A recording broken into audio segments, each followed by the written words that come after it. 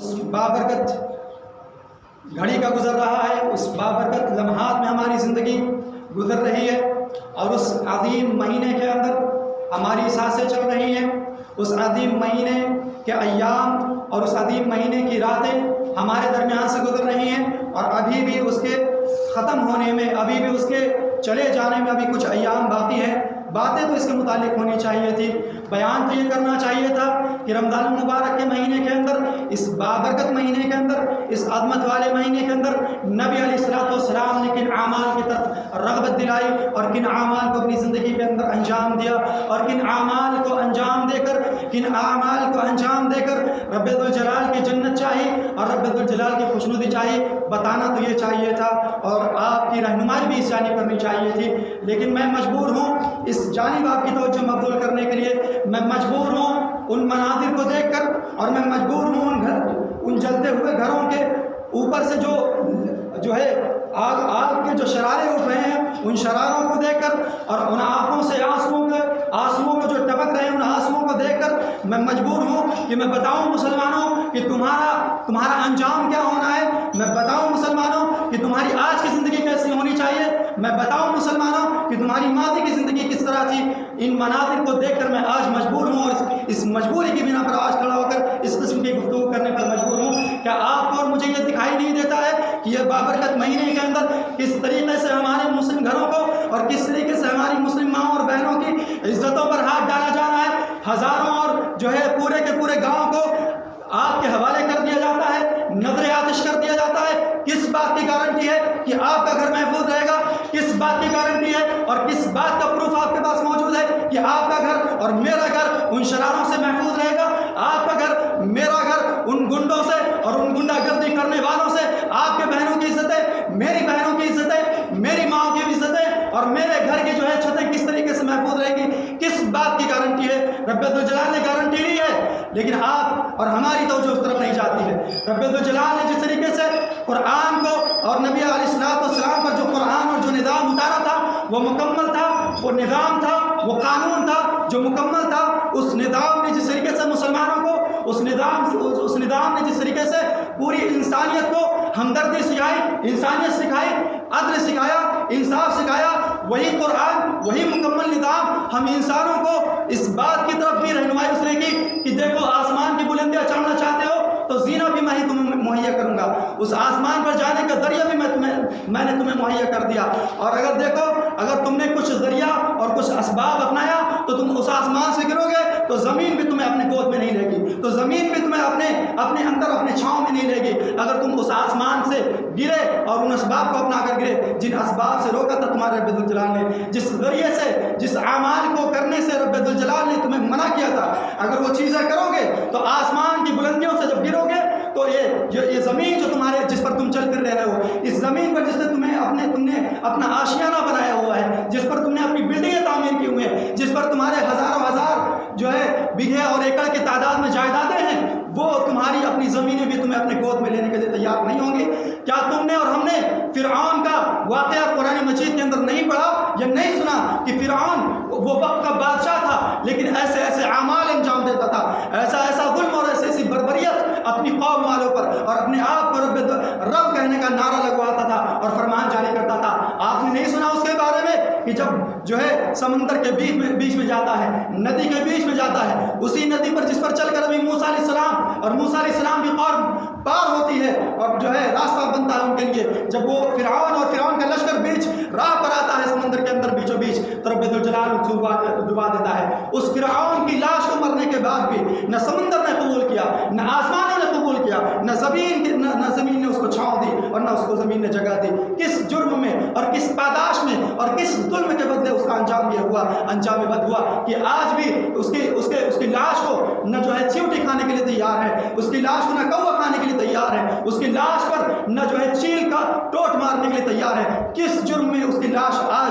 آج تک کے لیے اور قیامت تک کے لیے نشان عبرت بنی۔ اور وہی اعمال مسلمان انجام دے کر اپنے آپ کو سوچتا ہے کہ رب ذوالجلال کی جانب سے رحمتیں اتریں گی، وہ سوچتا ہے کہ اس کے گھر میں آگ نہیں لگے گی، وہ سوچتا ہے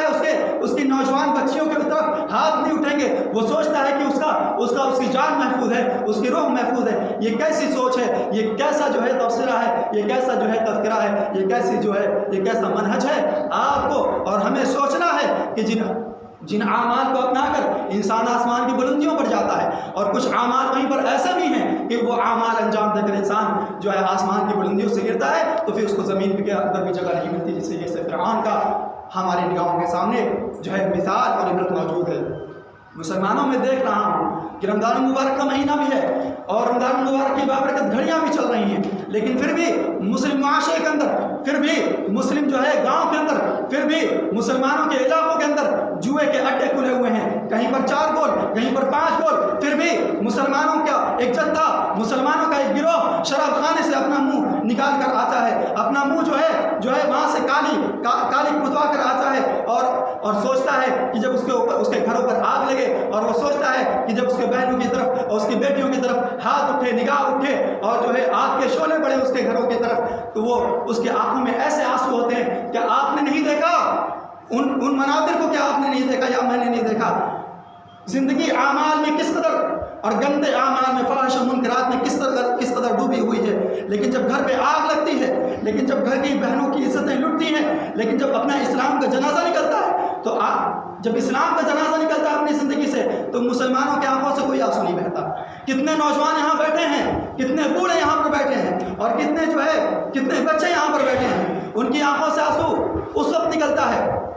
ان کی آنکھوں سے آنسو اس وقت نکلتا ہے جب ان کی اپنی کھیتیاں جلتی ہیں، ان کی آنکھوں سے آنسو اس وقت نکلتا ہے جب ان کے اپنے گھر کی چھت گرتی ہے، ان کی آنکھوں سے آنسو اس وقت نکلتا ہے جب سال بھر سینچائی کیا ہوا باغ آگ کے حوالے ہو جاتا ہے، سال بھر کی محنت کے بعد جب پوری کی پوری کھیتیاں آگ کے حوالے ہو جاتی ہیں، تب آنسو نکلتا ہے، اور ایسا آنسو نکلتا ہے اور ایسے درد کی ہوک اٹھتی ہے کہ اس کا اندازہ اور آپ کو اور ہمیں نہیں آ سکتا ہے، اس کا اندازہ اور آپ ہم اور نہیں لگا سکتے ہیں۔ وہ ایسے بلک بلک کر روتا ہے، وہ ایسے مر مر کر روتا ہے کہ میرے سال بھر کی محنت ضائع ہو گئی، میرے سال بھر کی جو ہے جدوجہد جو ہے خاک میں مل چکی، اب میں کھاؤں گا کیا، میرے بچے کیا کھائیں گے، میری بیوی کیا کھائے گی، میرے گھر کا خرچہ سال بھر کیسے چلے گا۔ اس پر تو رونا آیا مسلمانوں کو،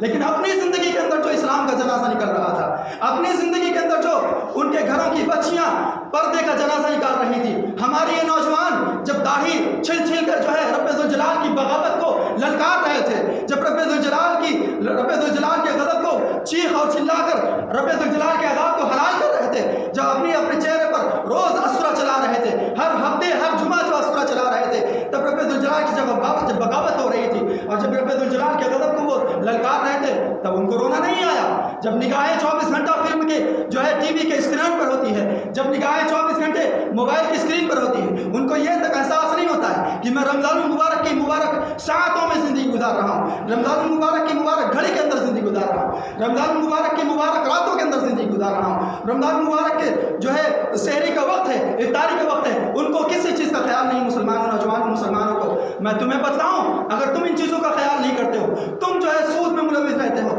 تم زنا کے بہانے ڈھونڈتے ہو، تم زنا کے اڈے تلاش کرتے ہو، تم زنا کے لیے لڑکیوں کو تلاش کرتے ہو، تم زنا کے لیے شریف لڑکیوں کو بدماش بناتے ہو، تم جو ہے اپنی خواہشات نفس کو پورا کرنے کے لیے جو ہے جوئے کے اڈے کا بازار گرم کرتے ہو مسلم معاشرے کے اندر، تو جان جاؤ مسلمانوں، ان تنصروا اللہ ینصرکم ولا غالب لکم، اگر تم اللہ کی مدد کرو گے، اللہ کی مدد کرنا کیسا ہے، اللہ نے جو قانون اتارا اپنے نبی علیہ السلام پر، اس قانون کی حفاظت کرو گے تو ینصرکم، اللہ تمہاری مدد کرے گا، اللہ تبارک و تعالیٰ فرشتوں کی قطار در قطار اتارے گا آسمان سے، جس طریقے سے رب ذوالجلال نے جنگ بدر کے موقع پر اتارا تھا، جس طریقے سے رب ذوالجلال نے غزوہ حنین کے موقع پر اتارا تھا۔ ہم کس رب ذوالجلال سے رحمت کی امید کرتے ہیں؟ آنسو تو بہہ رہا ہے، میں نے بھی دیکھا ہے، آپ نے بھی دیکھا ہے، جو گھر ٹوٹتا ہے، ایک مسلم گھر، مجھے بھی تکلیف ہے، ایسا نہیں مجھے تکلیف نہیں ہے، وہ گھر جو چل رہا ہے کسی راجستھان کے گاؤں میں، وہ جو گھر چل رہا ہے کسی مہاراشٹر کے کسی علاقے میں، وہ جو گھر چل رہا ہے کسی تریپورہ کے علاقے میں، آپ کو پتہ ہونا چاہیے 1997 کے اندر، 2001 کے اندر جب سری لنکا کے اندر مسلمانوں کو ایک طرفہ ان کا قتل عام کا اعلان کیا گیا اور ان کا قتل عام کیا گیا 11 آپ اور ہم ایک بابری مسجد बाबरी मस्जिद पर होते हैं। आप और हम एक मस्जिद के गिर जाने पर, एक मस्जिद की शहादत पर आंसू बहाते हैं। आपको क्या पता श्रीलंका के अंदर 2001 के अंदर लगातार मुसलसल 1987 से लेकर लगातार 2012 तक लगातार मुसलमानों का कत्लेआम हुआ है। सिर्फ 2001 के अंदर 11 मस्जिदों को शहीद किया गया, 11 मस्जिदों को नजर आतिश किया गया। आप और हमारे ऊपर तो अब मुसीबतें आ रही हैं। अगर इन मुसीबतों को देखकर 1997 के अंदर, 1987 के अंदर, 2001 के अंदर पड़ोसी मुल्क के अंदर के हालात देखकर हमने अपने इस्लाम को बेहतर कर लिया होता, अपनी ज़िंदगी के अंदर अपने इस्लाम को अच्छा कर लिया होता अपनी ज़िंदगी के अंदर, और उस कानून को फॉलो किया होता, उस निज़ाम को फॉलो किया होता जिस निज़ाम की हिफाजत के बारे में रब्बुल जलाल कहता है कि अगर तुम उसकी हिफाजत करोगे तो मैं तुम्हारी हिफाजत करूँगा। 2001 के वाक़यात को देखकर, 11 मस्जिदों की शहादत को देखकर और हज़ार मुसलमानों का कत्लेआम देखकर आपको और मुझे समझ जाना चाहिए था। अपने पाँव को बुराइयों से रोक लेना चाहिए था, अपने पाँव को जुए के अड्डे के अंदर दाखिल करने से रोक लेना चाहिए था, शराब खानों को आबाद करने से रोक लेना चाहिए था, अपनी बच्चियों को, अपनी बीवियों को, अपनी माँ को बेपर्दा कदम बाहर निकालने से रोक लेना चाहिए था। अपनी जो दाढ़ियों पर जो रोज़ अस्सुरा चला रहे हैं और रब्बुल जलाल की बगावत को जो है बगावत का अलम उठा रहे हैं और रब्बुल जलाल को जो है रब्बुल जलाल को नाराज़ कर रहे हैं और रब्बुल जलाल के आदाब को मोल ले रहे हैं, हमें और आपको समझ जाना चाहिए था। 2001 के वाक़यात को देखकर, 2012 के वाक़यात को देखकर, 1987 के वाक़यात को देखकर, बर्मा के अंदर जो वाक़यात हुए मुसलमानों के साथ, उन वाक़यात को देखकर अगर हम उसी वक्त समझ जाते तो आज हिंदुस्तान के अंदर ये मुमकिन ही नहीं था कि एक पूरी की पूरी बस्ती को टारगेट कर दिया जाता। ये मुमकिन नहीं होता कि एक पूरी की पूरी बस्ती पर जो है मुसल्लत हो जाने का ये नमूना जो हमारी निगाहों के सामने है ये आ पाता। ऐसा हरगिज़ नहीं हो पाता। कब नहीं हो पाता? मुसलमानों, तुम तो वही लोग हो ना कि नबी करीम सल्लल्लाहु अलैहि वसल्लम सन 1 हिजरी में मक्के से निकाले जा रहे हैं। सन 1 हिजरी में नबी अलैहिस्सलाम सारी दुनिया के इमाम कायनात, सारी दुनिया के इमाम आदम, उनसे बड़ा कोई इमाम नहीं, उनसे बड़ा कोई इमाम आदम नहीं, उनसे बड़ा जो है किसी की बात जो है जो रद्द कर दी जाए,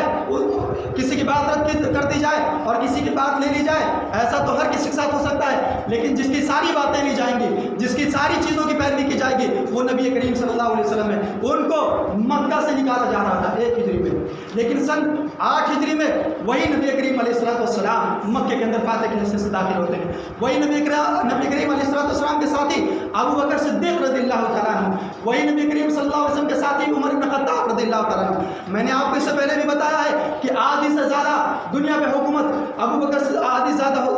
एक जो 3/3 हिस्सों पर हुकूमत उमर इब्न ख़त्ताब रज़ियल्लाहु अन्हु, कितने साल के बाद? महज 8 साल, 10 साल और 13 साल के बाद। 13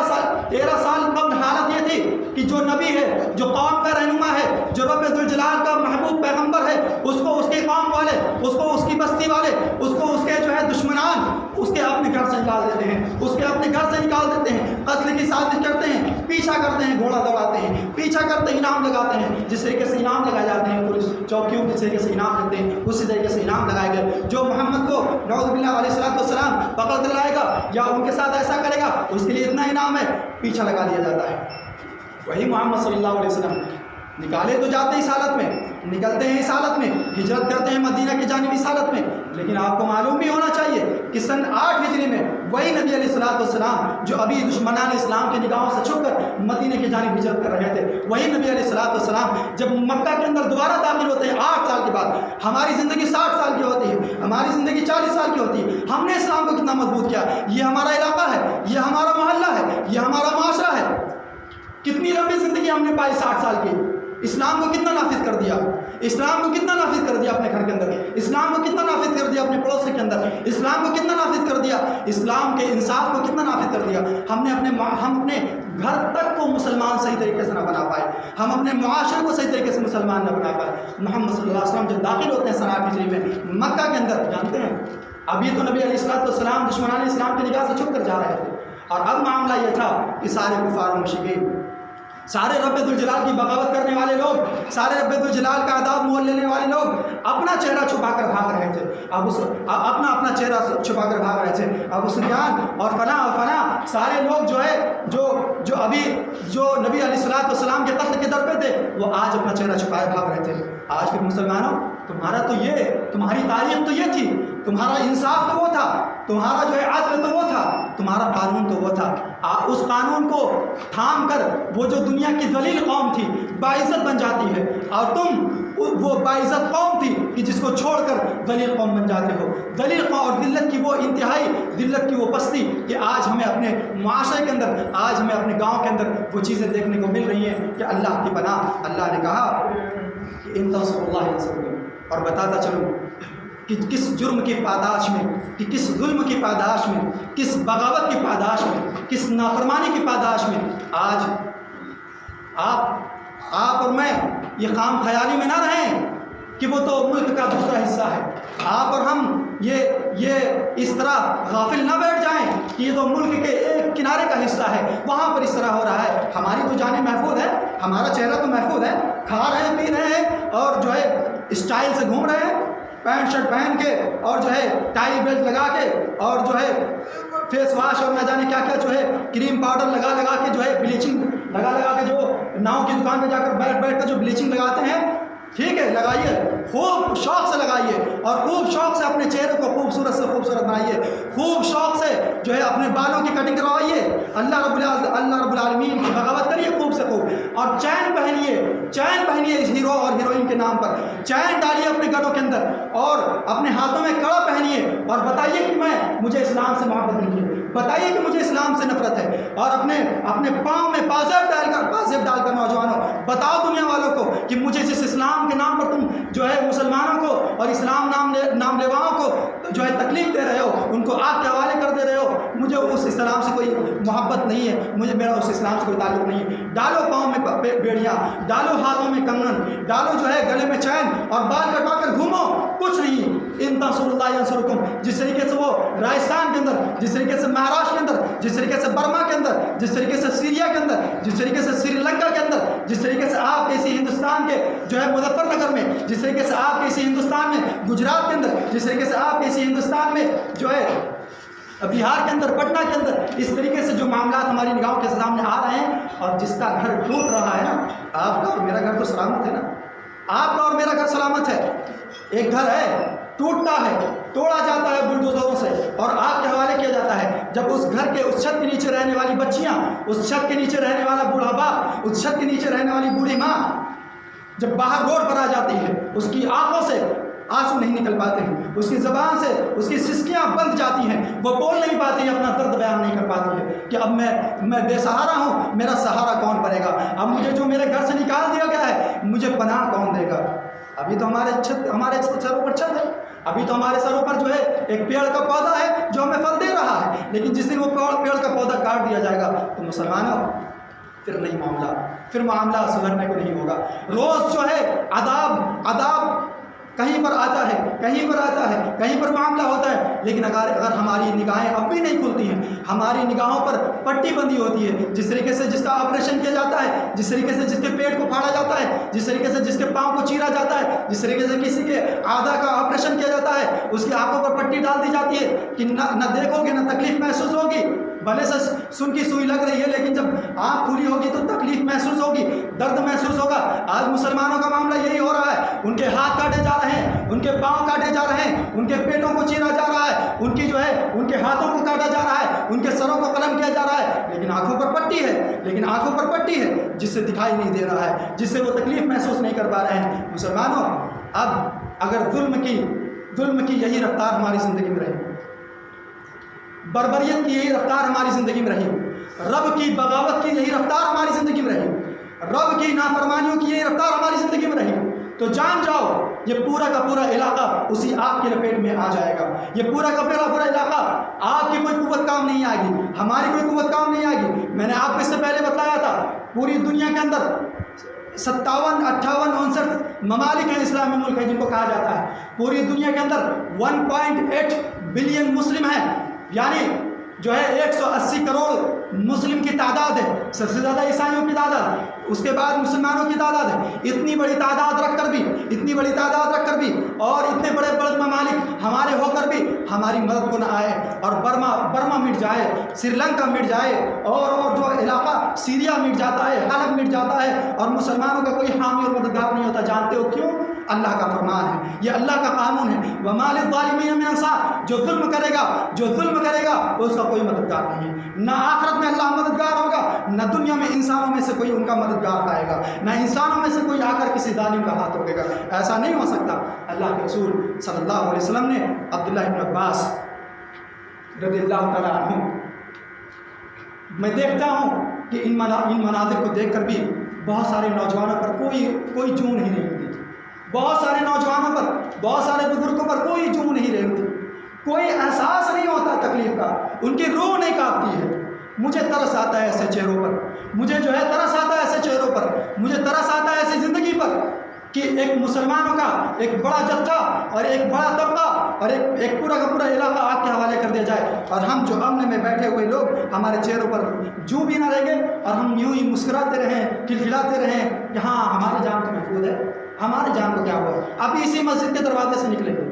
ابھی اسی مسجد کے دروازے سے نکلیں گے، اور ایسی لاکھوں مسجد کے دروازے سے مسلم نوجوان نکلیں گے نماز جمعہ ادا کر کے، لیکن یہ ساری باتیں جو ابھی ہو رہی ہوں گی اور یہ ساری باتیں جو وہ سن رہے ہوں گے، ساری ایک معمولی ایک چیونٹی کے کاٹنے کی مانند ہوگی کہ چیونٹی نے کاٹا، وقتی تکلیف ہوئی، پھر اپنی راہ چل لیے،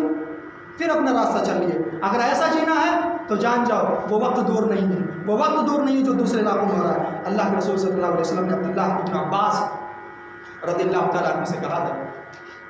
کہ احفظ اللہ یحفظ کا،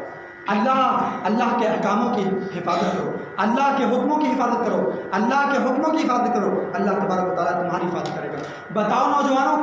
اللہ کے کتنے احکام کی حفاظت ہم نے اور آپ نے کی ہے؟ اللہ کے کتنے احکام کی حفاظت کی ہے؟ اگر ابھی نہیں گن کر بتا سکتے یا ابھی نہیں گن سکتے تو مسجد سے نکلنے سے پہلے یہ تہیہ کر کے اٹھنا کہ میں گنوں گا کہ میں کتنے حکموں کی حفاظت کر رہا ہوں۔ نماز کی حفاظت نہیں ہو رہی ہے، روزے کی حفاظت نہیں ہو رہی ہے، زکوٰۃ کی حفاظت نہیں ہو رہی ہے، حج کی حفاظت نہیں ہو رہی ہے، اپنی زبان کی حفاظت نہیں ہو رہی ہے، اپنی شرمگاہوں کی حفاظت نہیں ہو رہی ہے، بہن بیٹیاں اپنے جو ہے آبروں کی حفاظت نہیں کر پا رہی ہیں، نوجوان اپنے بالوں کی حفاظت نہیں کر پا رہا ہے، اور نوجوان اپنے گلے کی حفاظت نہیں کر پا رہا ہے، چین ڈال کر گھوم رہا ہے، اپنے ہاتھوں کی حفاظت نہیں کر پا رہا ہے، کڑے ڈال کر گھوم رہا ہے، اپنے پاؤں کی حفاظت نہیں کر پا رہا ہے، جو پازیب ڈال کر گھوم رہا ہے، اور جو ہے فلمیں بنا رہا ہے، ٹک ٹاک بنا رہا ہے، دنیا میں ایک دم بالکل جو ہے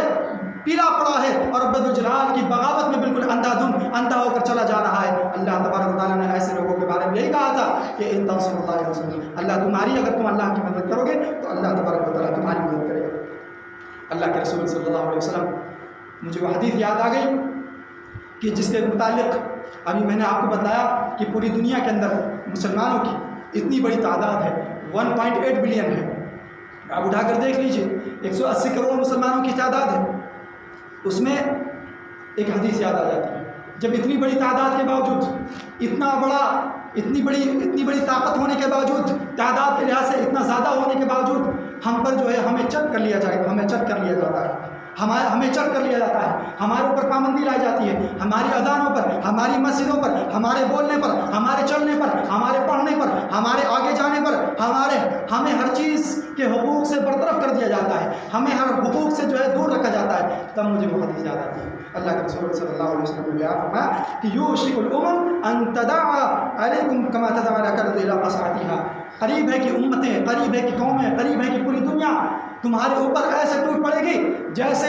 ایک بھوکا پیاسا جو ہے دسترخوان پر ٹوٹ پڑتا ہے، پلیٹ پر ٹوٹ پڑتا ہے، پلیٹ کی جو ہے کھانے پر ٹوٹ پڑتا ہے کہ وہ کچھ نہیں دیکھتا، وہ بس ٹوٹ پڑتا ہے اور کسی طریقے سے اس کھانے کو اپنے پیٹ کے اندر بھرنا چاہتا ہے۔ اسی طریقے سے قریب ہے کہ امتیں، قریب ہے کہ پوری دنیا والے مسلمانوں تمہارے اوپر ٹوٹ پڑے گی جس طریقے سے ایک بھوکا پیاسا جو ہے دسترخوان پر ٹوٹ پڑتا ہے۔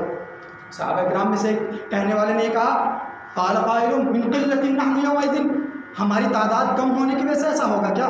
ہماری تعداد بہت کم ہوگی کیا کہ نحن یومئذ کی اس طرح معاملہ ہوگا؟ اللہ کے رسول صلی اللہ علیہ وسلم نے بیان فرمایا، بل انتم یومئذ کثیر، بلکہ اس دن تم بہت زیادہ ہوگے، لیکن تمہاری تعداد کی حیثیت، تمہاری تعداد کی طاقت کیا ہوگی؟ ولکنکم غثاء کا غثاء السیل، تمہاری تعداد جس طریقے سے سمندر کے اوپر جھاگ ہوتی ہے، جس طریقے سے سمندر کے اوپر جھاگ ہوتی ہے، جس طریقے سے سمندر کے اوپر جو سمندر کی جنہوں نے زیارت کی ہے، جو سمندر کے پاس گئے ہیں انہوں نے جھاگ کو دیکھا ہوگا، جس طریقے سے سمندر کی جھاگ بہت زیادہ ہوتی ہے، لیکن جھاگ ہوتی ہے، اس کی کوئی اپنی حیثیت نہیں ہوتی، اس کی اپنی کوئی اوقات نہیں ہوتی، اس کی اپنی کوئی طاقت نہیں ہوتی ہے۔ ایسے تمہاری تعداد ہوگی اور ایسی تمہاری قوت ہوگی۔ وَلَيَنزَعَنَّ اللَّهُ مِن صُدُورِكُمُ الرِّعْبَ، معاملہ کیا ہوگا؟ لوگوں کے دلوں سے تمہاری حیبت چھین لے گا اللہ، تمہاری حیبت، تمہارا ڈر، تمہارا خوف چھین لے گا۔ لوگ پہلے محمد صلی اللہ علیہ وسلم کا نام سنتے ہی 1 مہینے کی مسافت جتنی مسافت ہوتی تھی اپنا ہتھیار ڈال دیا کرتے تھے کہ محمد صلی اللہ علیہ وسلم اور محمد صلی اللہ علیہ وسلم کے ساتھیوں کا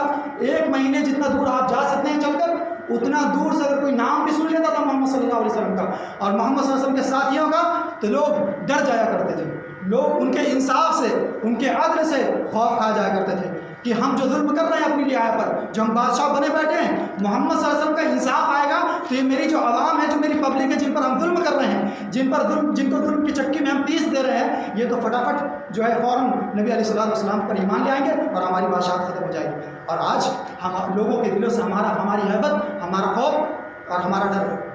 چھین لے گا اللہ تبارک و تعالیٰ۔ وَلَيَقْذِفَنَّ اللَّهُ فِي قُلُوبِكُمُ الْوَهْنَ، اور اللہ تبارک و تعالیٰ تمہارے دلوں کے اندر کیا ڈال دے گا؟ وہن ڈال دے گا۔ اللہ کے رسول صلی اللہ علیہ وسلم نے کہا،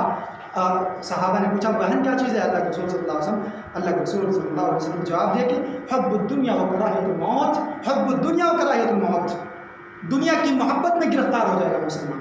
دنیا کی محبت میں اور دنیا کی عزت و زینت میں گرفتار ہو کے رہ جائے گا، وہ قیدی بن جائے گا دنیا کی زینت کا، وہ قیدی بن جائے گا دنیا کا، وہ دنیا کا وہ راہگیر مسافر نہیں رہے گا آزاد، وہ بلکہ دنیا کی محبت کا، دنیا کی عزت و زینت کا، دنیا کی چکا چوند چاندنی کا اسیر اور قیدی بن جائے گا۔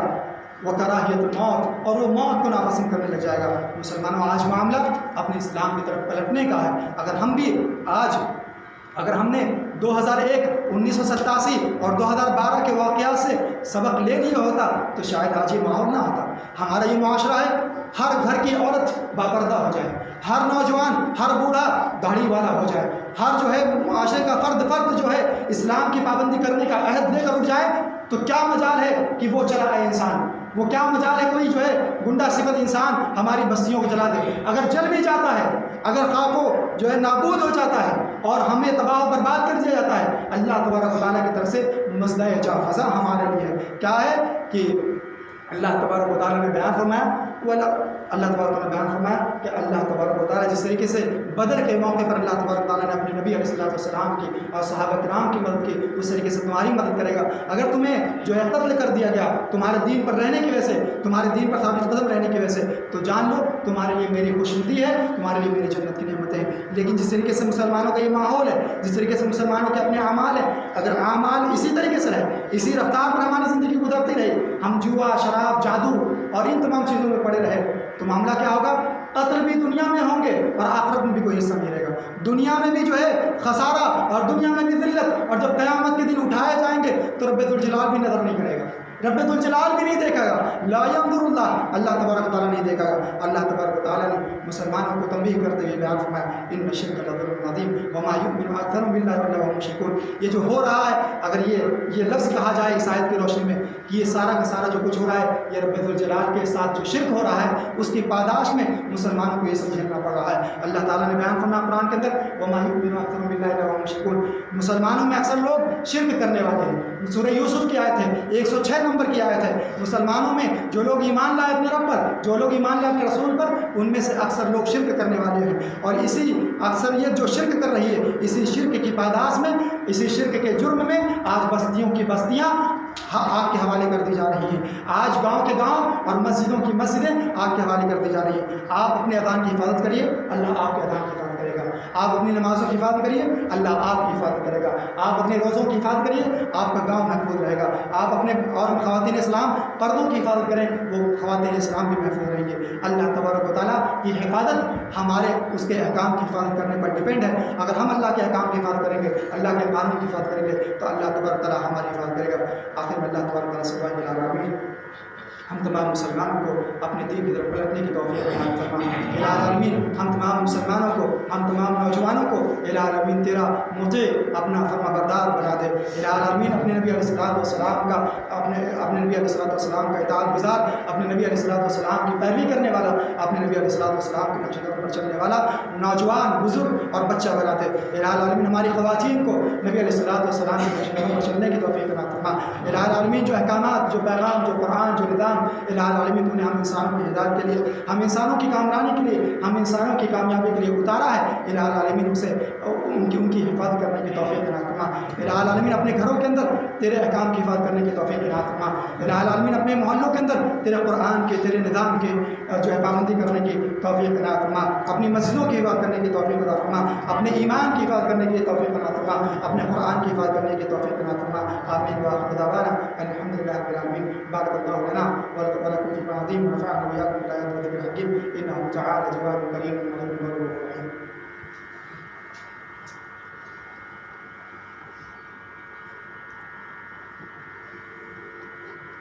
إن الحمد لله نحمده ونستعينه ونستغفره ونعوذ بالله من شرور أنفسنا ومن سيئات أعمالنا من يهده الله فلا مضل له ومن يضلل فلا هادي له وأشهد أن لا إله إلا الله وحده لا شريك له وأشهد أن محمدا عبده ورسوله أما بعد فإن خير الحديث كتاب الله وخير الهدي هدي محمد صلى الله عليه وسلم وشر الأمور محدثاتها وكل محدثة بدعة وكل بدعة ضلالة وكل ضلالة في النار. أعوذ بالله من الشيطان الرجيم. إن الله وملائكته يصلون على النبي يا أيها الذين آمنوا صلوا عليه وسلموا تسليما. اللهم صل على محمد وعلى آل محمد كما صليت على إبراهيم وعلى آل إبراهيم إنك حميد مجيد.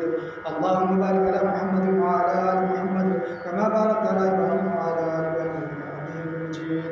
عباد الله رحمكم الله إن الله يأمر بالعدل والإحسان وإيتاء ذي القربى وينهى عن الفحشاء والمنكر والبغي يعظكم لعلكم تذكرون. اذكروا الله يذكركم وادعوه يستجب لكم ولذكر الله تعالى أكبر والله يعلم ما تصنعون.